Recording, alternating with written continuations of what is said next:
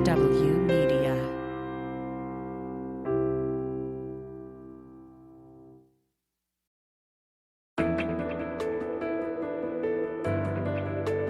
Spy Talk, a podcast at the intersection of intelligence, foreign policy, national security, and military operations with Jeff Stein and Jeanne Meserve.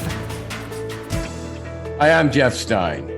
And I'm Jeanne Meserve, and welcome to another edition of the Spy Talk podcast. We think we've got another great episode today, one that's especially timely, given the indictment of yet more Oath Keepers, the far-right extremist militia, for their alleged role in the pro-Trump riot at the Capitol last January.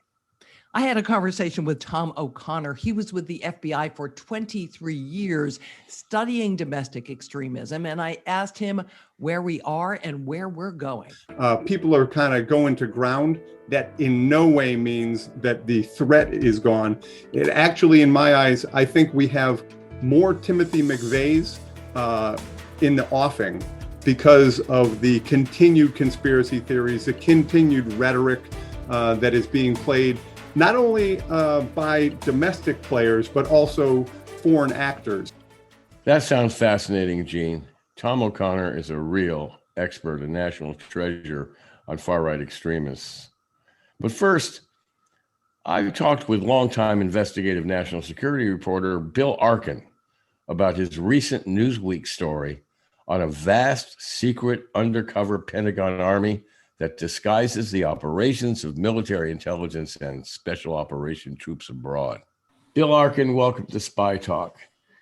In a recent Newsweek piece, you wrote an astounding story about, quote, the largest undercover force the world has ever known, deployed by the Pentagon over the past decade. You say some 60,000 people now belong to this secret army, many working under masked identities and in low profile, all part of a broad program called signature reduction.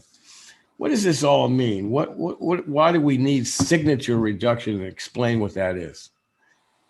Well, first of all, the very concept of signature reduction has never been written about. Is that another word for cover?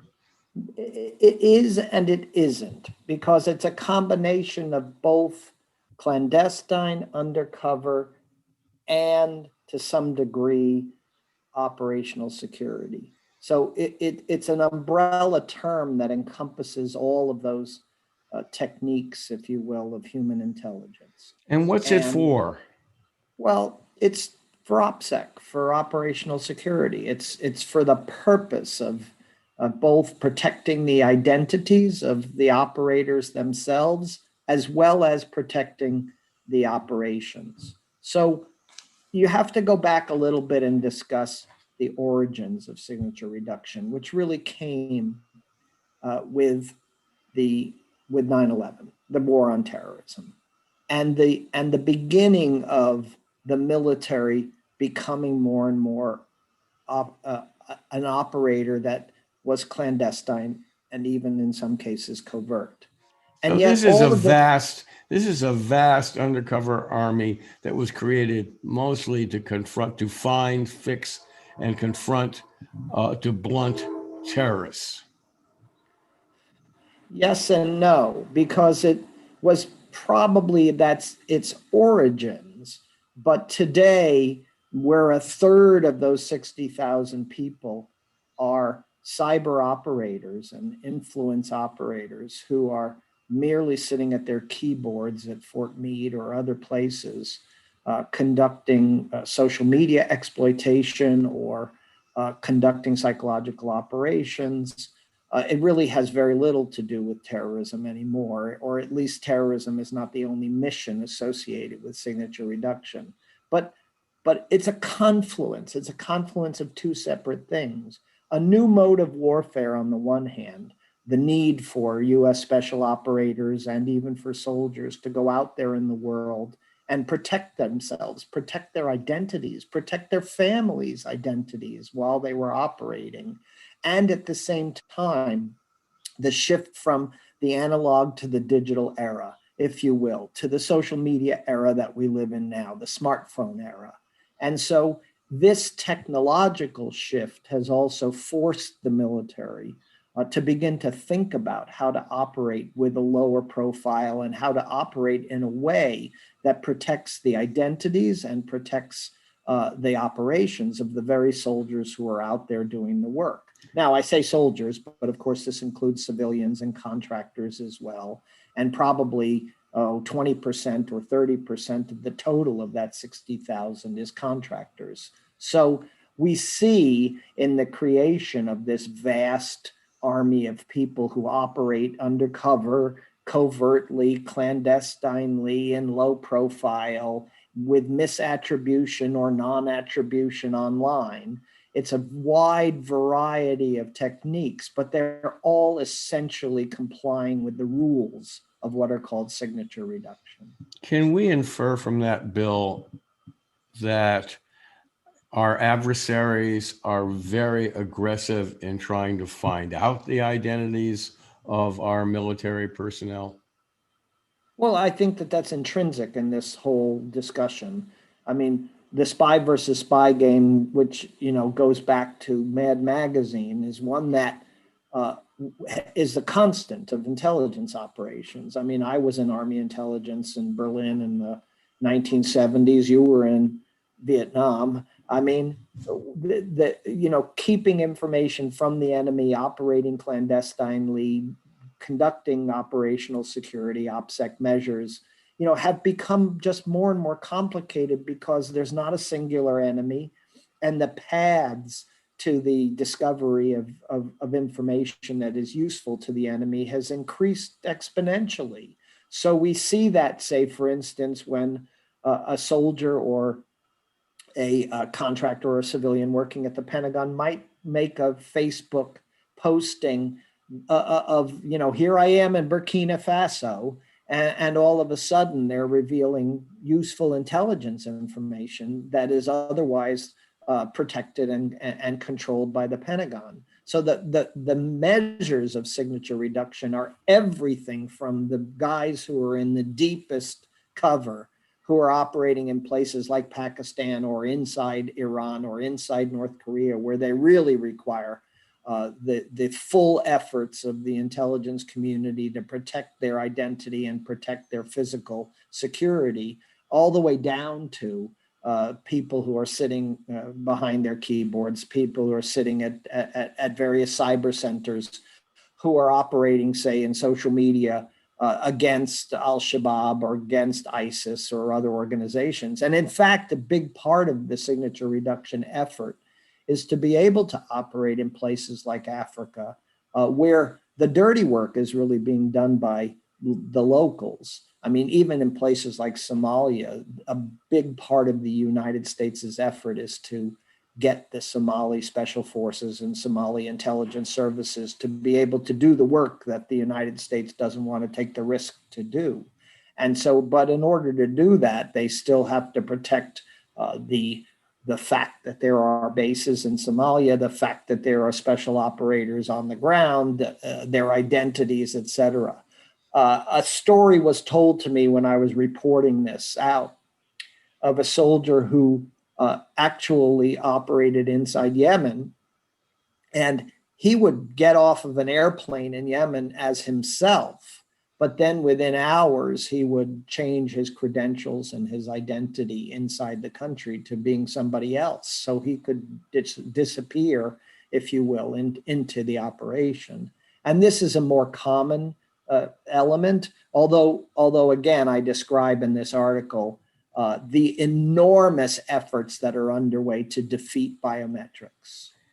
I want to get back to how this works overseas with operations, but let's put some flesh on this vast clandestine infrastructure that you describe. You tell the story of the secret life of Jonathan Darby, not a real name. Tell us about how he worked to make his rounds and create or help sustain false identities for military intelligence and other personnel.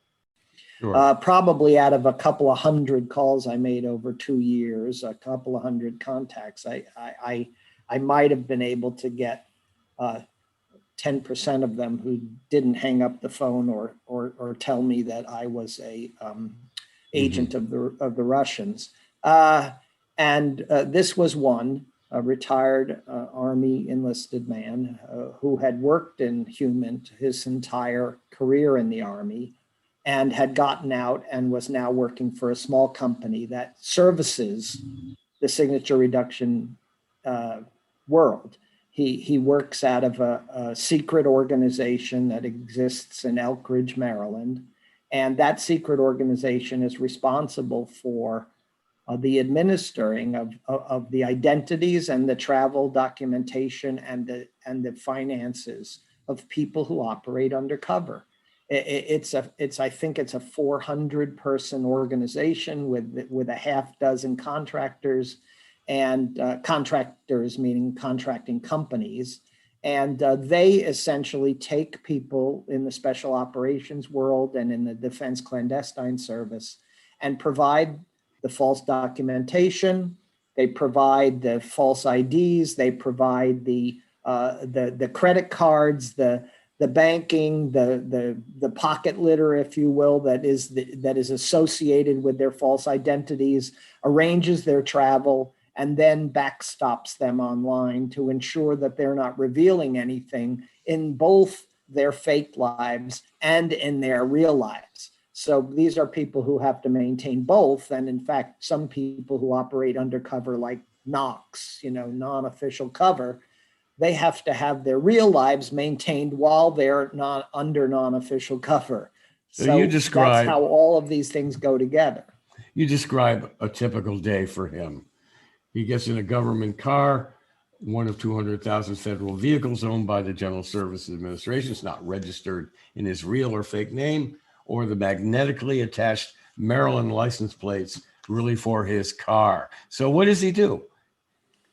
Well, in his case, one of his jobs is to go to a series of storefront post offices, mailboxes incorporated, et cetera, and pick up the mail and then distribute the mail. Well, they're letters from credit card companies, bills, they're bank statements, they're letters from overseas, they're letters which are created explicitly for the point of having pocket litter, if you will, records of the existence of somebody, even if they aren't. So if Jeff writes a letter to Bill and it's mailed in Ethiopia, and Jeff is not a real person and Bill is not a real person, then when Bill operates in Ethiopia, he has in his luggage a fake letter that matches his fake identity from his buddy Jeff, telling him, how's it going? Is the oil business being good to you in Ethiopia? And all of that becomes then the underpinning of the ability of Bill to be able to operate in Ethiopia undercover. So this is an elaborate mechanism to develop depth in a person's cover, so that if an opposition force, Russians, Chinese, Iranians, whoever, gets suspicious about this individual, they'll start checking him out to see if he is who he says he is, right? Well, yes. And so they can discover things that will help backstop this individual. A little bit like the movie where the CIA disguise expert gets U.S. Personnel out of Iran. They created a whole fictitious movie company to backstop their cover as the cast of a movie being filmed in Iran. Well, there are historic cases, as you just mentioned, Jeff, that actually were operations that were vital and were, important in saving lives. I conclude from my investigation that most of this signature reduction work is busy work. Because if there's a white guy operating as anything, a contractor in a country like Ethiopia or Burkina Faso or Cameroon or whatever, all foreign intelligence services are going to immediately want to know who he is and what he's doing. And it's not like this person is a CIA operative. This is a military person who ultimately has to associate himself with other military persons who are operating in this place. So on the one hand, really, it's an OPSEC matter, which is it's protecting the person's identity back in the United States. That's the most important part.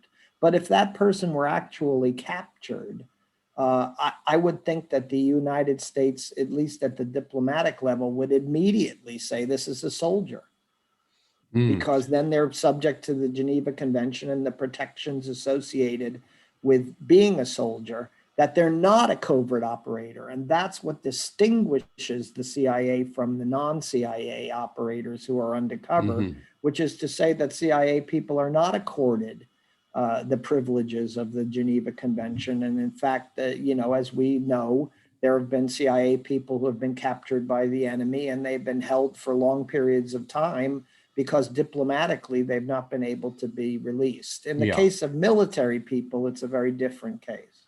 And it seems to me that outside of Russia and China, and I'm just offering them as theoretical subjects, outside of them, these military spies would not be afforded any conventions, Geneva Convention protections, if they were rounded up by ISIS affiliate or Al Qaeda affiliate, or agents that there could be a spectacular execution of them. So isn't this Pentagon program, although it's entirely understandable that you want to give cover to your operatives operating abroad, isn't this, by the vast numbers alone, isn't this putting a lot of our military people in jeopardy? Well, I would say the answer is yes. And we've seen this from the very first days of the US war in Afghanistan in 2001, when special operators went into Afghanistan clandestinely.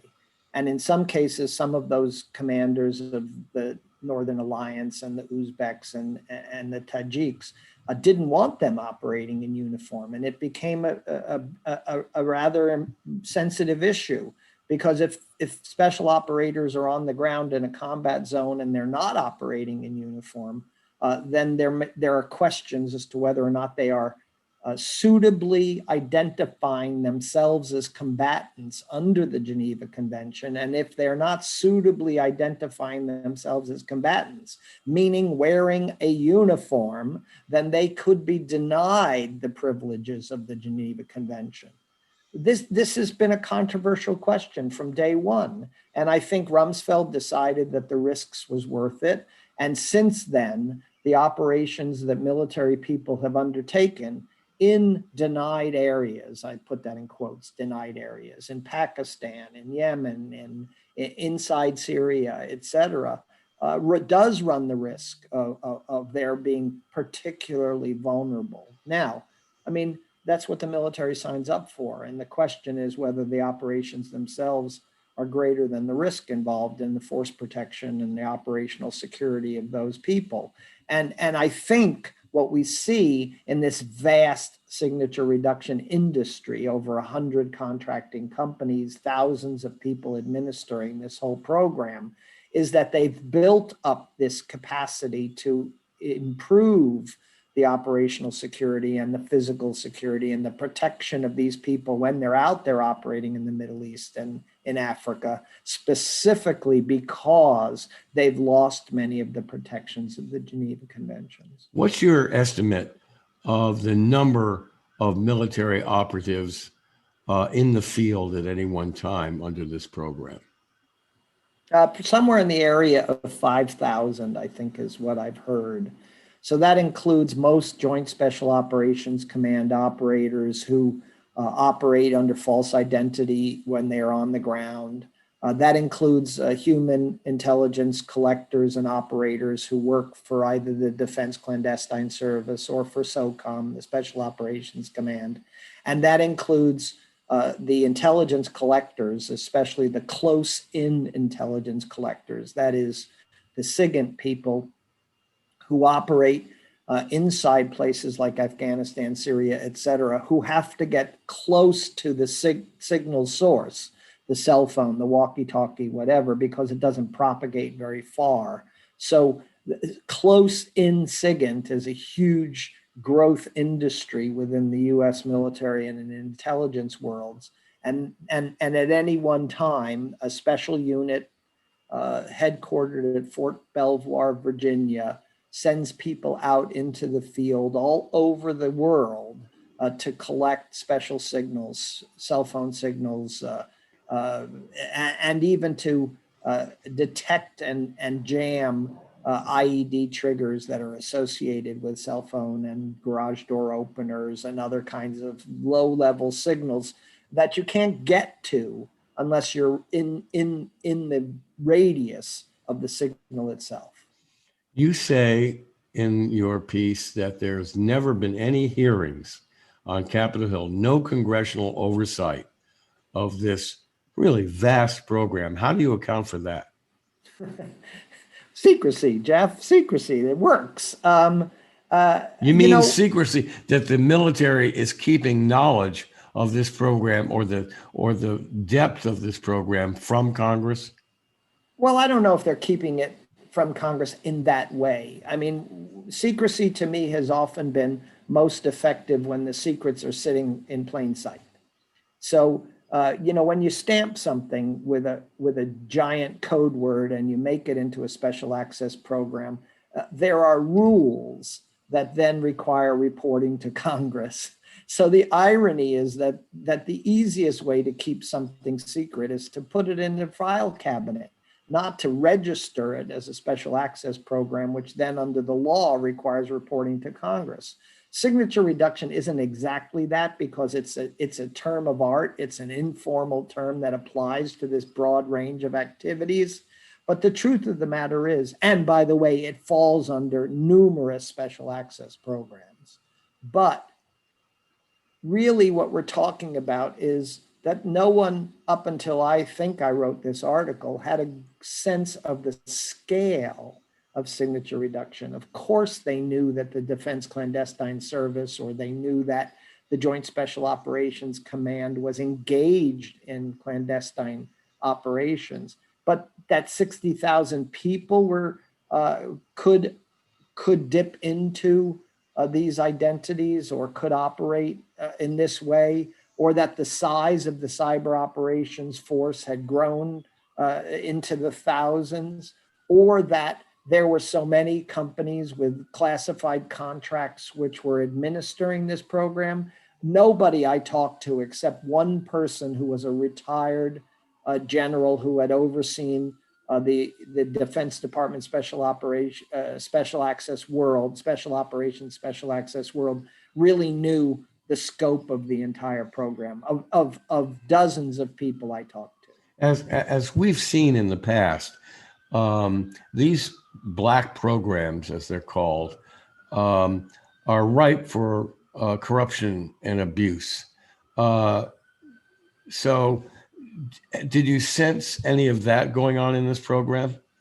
No, actually, quite to the contrary. It seemed to me that the program itself was a meticulous effort to safeguard against the problems that had existed in the past, where Army clandestine operators had, in fact, financially gotten gain from their clandestine operations in Central America, or where these secrets had been cover for soldiers moving drugs or being engaged in human trafficking, et cetera. So a large part of the whole signature reduction effort is to safeguard against fraud. And as far as I can tell, it's been fairly successful. I do know that there's an inspector general and an audit within this signature reduction program, and the Defense Intelligence Agency, through what's called the Defense Cover Office, is responsible for sort of what they call due diligence, for making sure that the corporations which are being used for cover, making sure that the organizations which are being created to create cover, what the CIA calls proprietary organizations, are legitimate and are run properly, and that they pay their taxes, and that the credit cards are not abused, and that travel is not abused, et cetera. So the irony of the creation of this very organization in Elk Ridge, Maryland, the Defense Program Support Activity, is in fact to avoid these problems of the past. Given the extreme secrecy of this program, a number of people might ask, a number of people listening to this podcast might say, well, why did some of these operatives, these cogs in the machine, talk to you? Well, it's always an interesting question why people talk to journalists, isn't it? And Well, it's usually because of abuses. You know, Yes. they're whistleblowers of a sort, or they're deeply concerned about how a secret program is being run. But you say this is being run pretty well. So what was their interest in talking to you? Okay, so journalist to journalist, we're going to now have a secret conversation, Jeff, and we're going to say to each other, we're veterans of this world, and that is certainly the excuse that sources often give. But sometimes they just like to tell us about cool spy shit. Sometimes they just like to brag about what they're doing. And if somebody asked them, why would you talk to a journalist? They would say, because I'm concerned about the public policy implications, or I'm concerned about fraud, waste, and abuse. But, you know, to me, sometimes it's just an excuse. Sometimes guys like to just frickin' brag about what they know. And if I know an inch and they can show me that they know a foot, then, you know, they're the alpha and I'm the beta. And that's sometimes how you talk to sources. I learned this as a research assistant working for Cy Hirsch, which is you start blabbing, telling them everything you know so that they, in fact, provokes them to tell you, no, you're wrong about that. And then all of a sudden you've got somebody talking to you. So I think there's a variety of motivations on the part of people. I don't want to understate how hard I worked on this. And I think in the end, we did about 200 FOIAs and got virtually nothing. And so FOIA means Freedom of Information. Freedom of Information Act requests. Yeah, I mean, we've got nothing.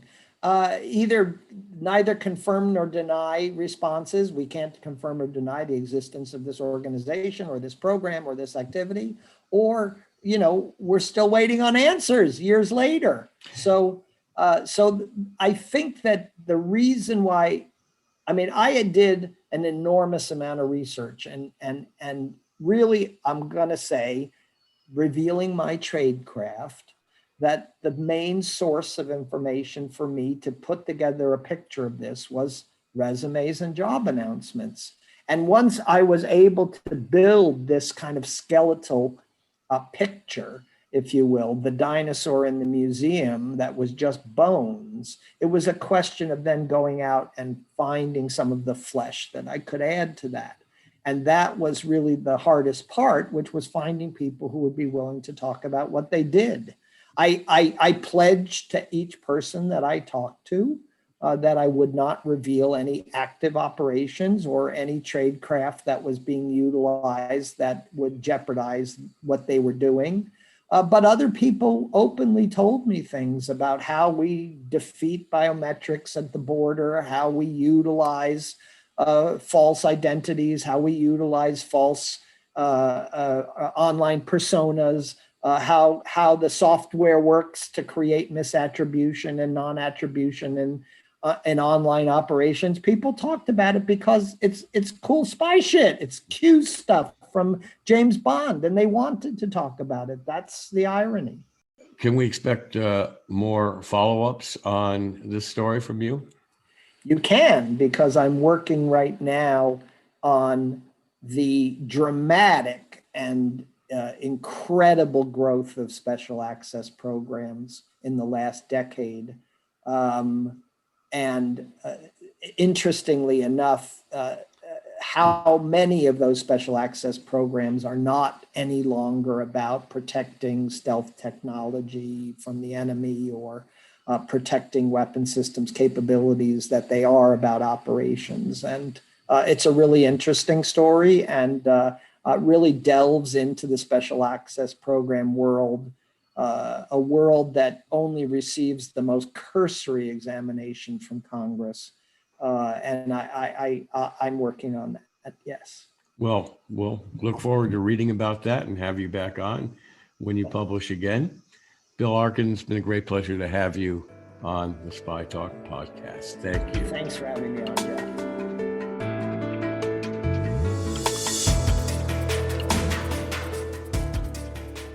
Tom O'Connor spent almost 2.5 decades at the FBI, and he was paying attention to domestic violent extremism, while most law enforcement was focusing on international terrorism.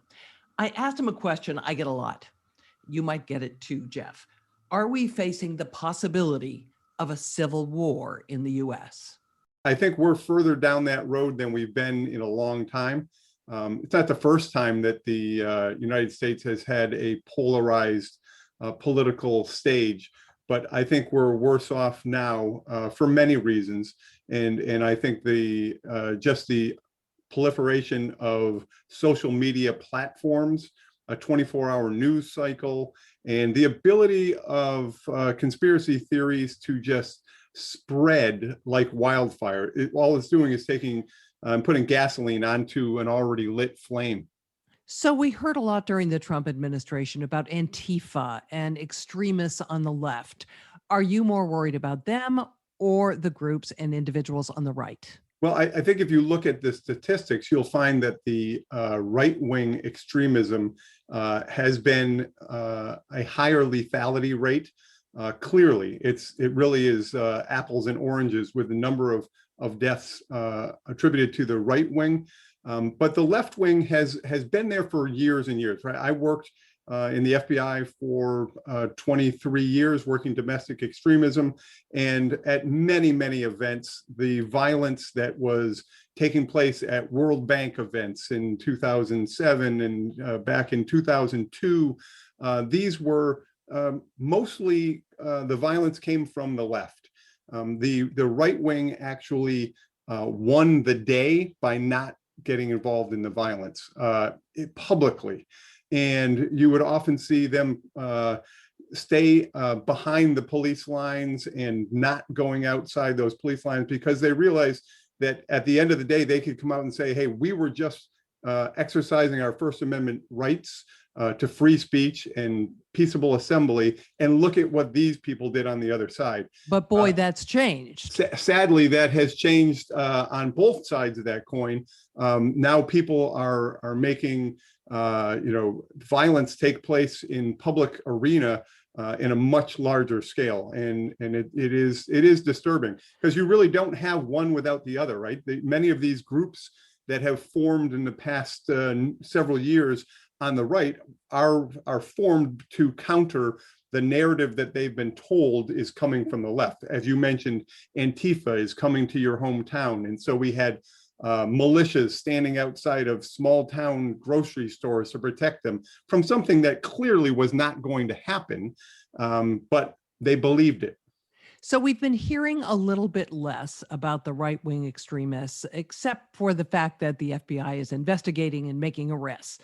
Does that mean that the threat has subsided, or are we just in a lull? That doesn't mean that the threat has subsided at all. What happens after large events, and we saw this in April of 1995 when Timothy McVeigh detonated a bomb at the Murrah Federal Building. It was a horrendous, 168 people were killed, 19 children were killed. And a lot of people said, I don't want to have that stain on me, right? So I'm going to move away from this ideology, which I believed because of the perception of overreach of the government at Waco and Ruby Ridge, the bad economy coming out in the 80s and 90s. And so these were the base of what brought the right wing together. After the Murrah Federal Building, we saw a kind of underground movement. They were still there, clearly, with groups such as the National Alliance and the Aryan Nations, the two big ones. William Pierce was the leader of the National Alliance, very charismatic. Richard Butler from the Aryan Nations, again, very charismatic, but there was less violence taking place because of what happened there. What I see is pretty much the same thing after January 6th, and with a very large push of arrests and charges people are kind of going to ground that in no way means that the threat is gone. It actually, in my eyes, I think we have more Timothy McVeighs in the offing because of the continued conspiracy theories, the continued rhetoric that is being played, not only by domestic players, but also foreign actors. Malign influence online also is adding to that, because the only winner in all of this is our foreign adversaries that have divided and seen the United States citizenry divide. And I want to get back to the international connection in a moment, but first I want to bounce this off you. Last week I talked to Juliette Kayyem, former DHS official, who said that she thought that the move by social media companies in particular to clamp down on what was being said on their platforms had had an effect, as had the prosecutions. And she thought that the people on the extreme had lost the winning narrative and that they were having trouble recruiting and raising money. Do you agree or disagree with her? I definitely do not disagree with her. But many times, as we've learned through history, that when something goes to a lull, that can also mean that they're just kind of fortifying and getting their act together. From what you said, I gather that you think the greater risk going forward is from individual actors or small cells, as opposed to the large organizations who came here to Washington on January 6th. Oh, I think that's 100%. I've always, and I think that people that study this would say that, and the government also would say that the lone offenders are the largest threat. And, that could be the person in their mother's basement online, and that the timeline that it used to take to go from what is called flash to bang from the radicalization online now is much quicker than it was, say, in the 90s for Timothy McVeigh, where he actually went to Waco, he went to Ruby Ridge, these different places where he went to actually protest the perception of the overreach of the government. And it took a long period of time for that to boil. Now you can see that happen very, very quickly. And, if it doesn't happen publicly, online, where someone is going to call the police, call the FBI and say, hey, I think this is somebody who is in a chat room that I'm in and they're really going off. If that person isn't in that type of environment so that a bell can be rung, then there's a big concern. I don't think and I maybe have egg on my face down the road here, but I don't see the January 6th type movement of that large scale taking place. I think that the prosecutions and the arrests and people are seeing that people are being rolled up. I think that tamps that down quite a bit, and that's the purpose of doing it. And as you mentioned, a lot of people are migrating to different platforms. They're going to encrypted apps and the 100%. like, and that makes it tougher, not just for friends and family to see what's happening, but for law enforcement to see what's happening. No, that's 100% right, and that is, this going dark phase of what does law enforcement have the ability to get into to see these types of things. It's difficult enough for them to get into these encrypted chat rooms, but even the basic Stormfront and different platforms that were used that were generally open, membership but open. Law enforcement just can't go in and start monitoring people. There are rules that need to be followed, and when people go to encryption, that makes it just much more difficult. Even if you have the ability to go into to see what's going on because of information, you may not be able to get into that platform. So do the rules need to be changed in your view? I don't think so. And I think one of the things that needs to be changed is that currently under Title 18, 2331, which is the terrorism statutes in the United States, there's a great definition for domestic terrorism. And it basically is use of force or violence, a violation of laws of any state. Doesn't have to be a federal crime. It could be a state crime. But the purpose is intended to intimidate or coerce a civilian population or to influence the policy of a government. That is a really good definition. The problem with that is there's no teeth to that definition. You are not going to see anyone charged with domestic terrorism in the United States. You have seen and will see people charged with international terrorism, material support to international terrorism. But when it comes to domestic terrorism, you're only seeing people charged with, potentially gun charges, explosive charges, but no one is actually classified or charged as a domestic terrorist. I would say I have been a voice since I was the president of the FBI Agents Association in Congress and through other public forums to bring change to that, to add to the definition an actual charge that could be used to actually call someone a terrorist, domestic terrorist, charge them as a domestic terrorist, because there's numerous reasons for that. One would be you don't know what the problem is if you don't have the ability to track that problem. If you don't know, if you as a journalist would have to go out and look up every assault in the United States and find out if the purpose of that assault was to intimidate or coerce a civilian population or influence the policy of a government. That ain't going to happen, right? So if someone was charged with terrorism, as they are in the international realm, then you could actually see what the problem is across the board. Hate crimes are often used as a fix, but they don't always fit. So it is something that needs to be changed. I do not think that we need to designate groups as we do with the international terrorism. Being a member of ISIS or Al Qaeda in and of itself is illegal. To be a member of the Ku Klux Klan or a movement such as Antifa is First Amendment protected. I honestly believe we do not need to designate the actual membership in a group. We need to designate the crime, the violence associated with the ideology that goes along with that. I also don't think that the FBI and law enforcement need additional authorities. And I don't think we need, to change that base. We have good surveillance abilities and good, internal abilities to do this job. They just need to have something to charge. So we've always had something of an extremism problem, but it seems much larger than it once was. You've mentioned a couple of things that might have accelerated it: social media, political discourse, certainly the pandemic turbocharged things. Right. But is it also true that law enforcement took its eye off the ball and wasn't paying enough attention to this? Well, I honestly don't think that it was law enforcement not taking their eye off the ball. I think it was the government as a whole taking their eye off the ball.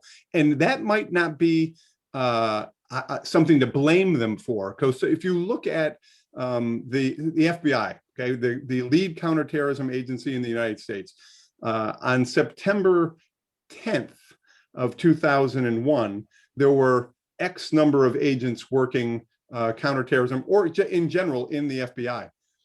9/11 takes place, almost 3,000 people are killed, and clearly a shift in the FBI changes the number of agents working counterterrorism mission internationally. And as we go through the years, almost 20 years coming up in September, it will be, we still have that number of agents and analysts and other professional staff working the international ideologies and terrorism, and need to. Now we see that we have this growth of domestic extremism.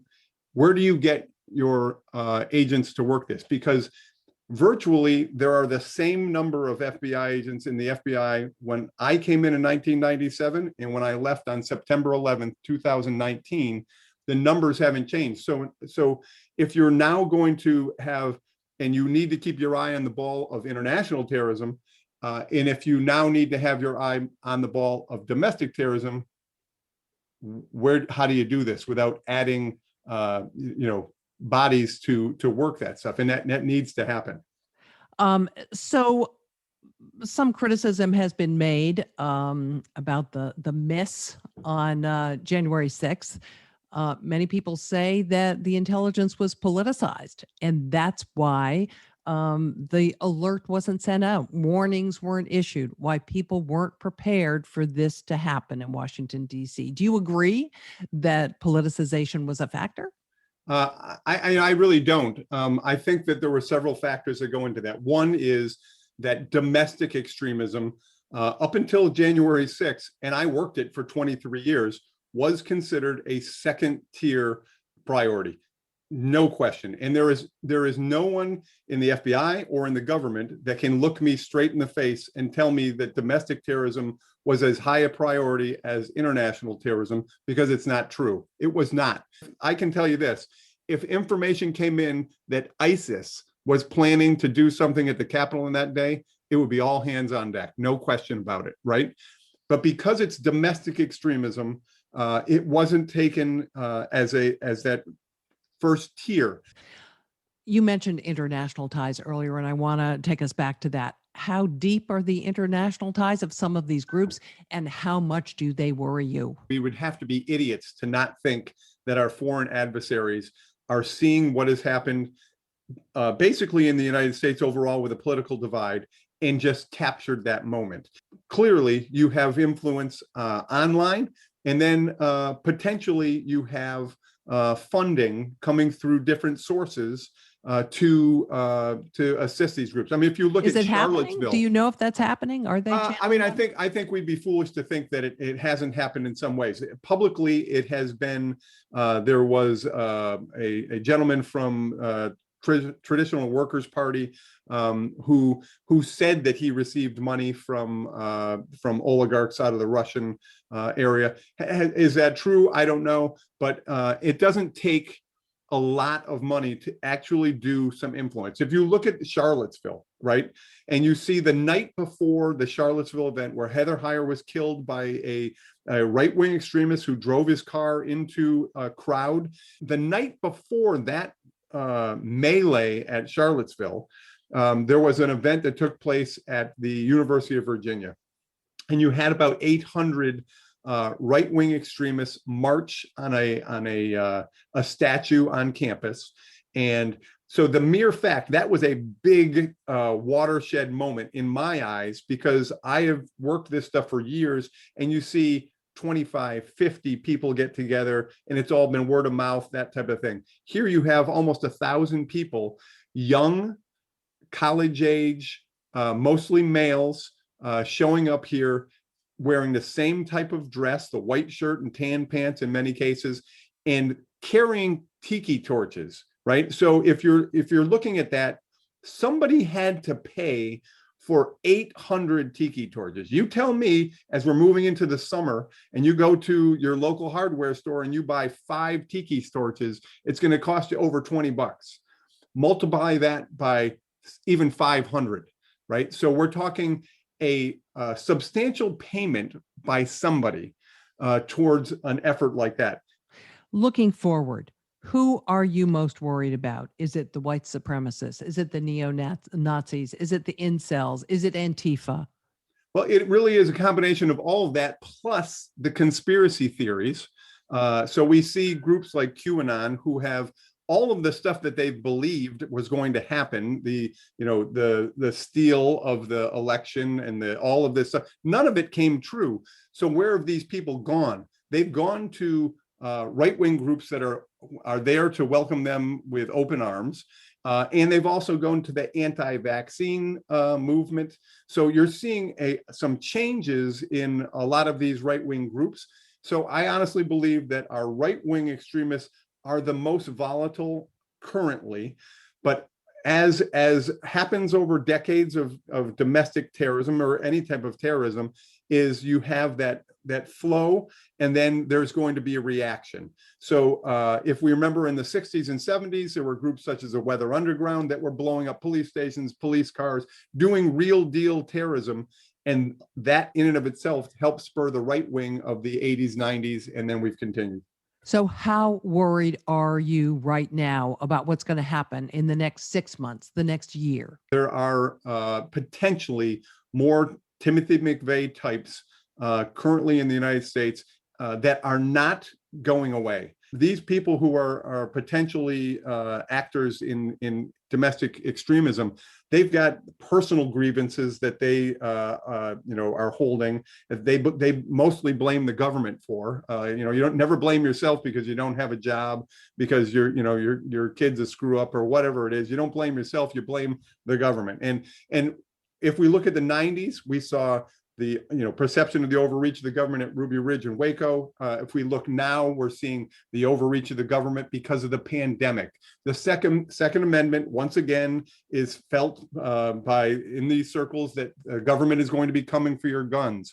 All of these things are in place, except now, unlike the 90s, the communication ability and the ability to really become more and more radicalized online is there as if it never has been in the past. That was fascinating, Jeanne. Actually, this is one of my favorite episodes so far in the podcast series. I hope you come back and listen to us again next week with another edition of the Spy Talk podcast. And don't forget that Spy Talk is on Substack. You can subscribe there and get a lot of great content. Thanks for joining us today. I'm Jeanne Meserve. I'm Jeff Stein. See you around. For more original reporting and insights like this, subscribe to spytalk.co on Substack and follow us on Twitter at @talk_spy. If you enjoyed our podcast, subscribe and leave a review on Apple Podcasts, Spotify, or wherever you get your podcasts.